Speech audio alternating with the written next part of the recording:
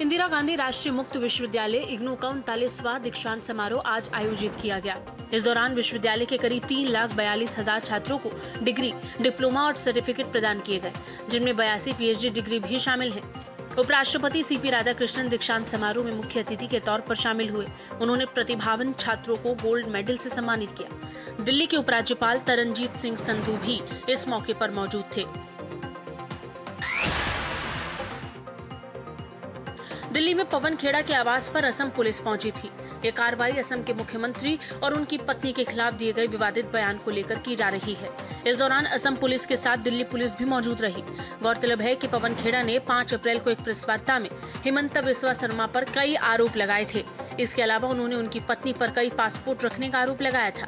पवन खेड़ा के आरोपों का हिमंता बिस्वा शर्मा और उनकी पत्नी रिंकी भुइया शर्मा ने खंडन करते हुए फर्जी बताया और उनके खिलाफ एफआईआर दर्ज कराई, जिसके बाद असम पुलिस पवन खेड़ा को गिरफ्तार करने पहुंची थी। वहीं हिमंता बिस्वा शर्मा ने कांग्रेस नेता पवन खेड़ा पर तंज कसते हुए कहा कि वो भाग रहे हैं, लेकिन कानून अपना काम करेगा। दिल्ली की अनाधिकृत कॉलोनियों में रहने वालों के लिए मोदी सरकार ने एक अहम फैसला लिया है। अब दिल्ली की 1731 अनाधिकृत कॉलोनियों में से 1511 कॉलोनियों को जैसा है जहां है के आधार पर नियमित किया जाएगा। इसका मतलब है कि जिन परिवारों ने वर्षों तक अपने ही घर में रहते हुए भी अधिकार नहीं पाए, उन्हें अब कानूनी रूप से अपने घर का हक मिलेगा, जिससे करीब 50 लाख लोगों को फायदा मिलेगा। केंद्रीय मंत्री मनोहर लाल ने इसका ऐलान किया। दरअसल 2019 में अवैध कॉलोनियों के लिए पीएम उदय योजना को लागू किया गया था। इसके तहत भवन को नियमित करने की योजना थी। घोषणा के बाद दिल्ली सरकार का राजस्व विभाग कन्वेंस डीड जारी करेगा, जिससे लोगों को अपने घरों पर कानूनी अधिकार तुरंत मिलेंगे।